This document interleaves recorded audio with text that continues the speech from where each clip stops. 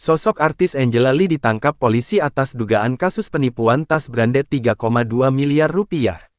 Inilah sosok artis Angela Lee yang ditangkap polisi terkait kasus dugaan penipuan dan penggelapan tas branded.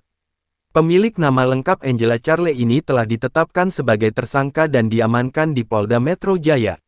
Ya, yang bersangkutan ditahan dengan persangkaan pasal dugaan penipuan atau penggelapan, sehingga korban mengalami kerugian 3,2 miliar rupiah. Selebgram dengan 6,7 juta followers di Instagram ini, diduga melakukan penipuan dan penggelapan tas merek Hermes dan Louis Vuitton LV milik korban berinisial FI.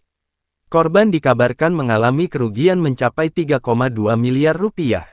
Kasus soal tas mewah ini bukan kali pertama dialami Angela Lee. Pada 2018 silam ia juga tersangkut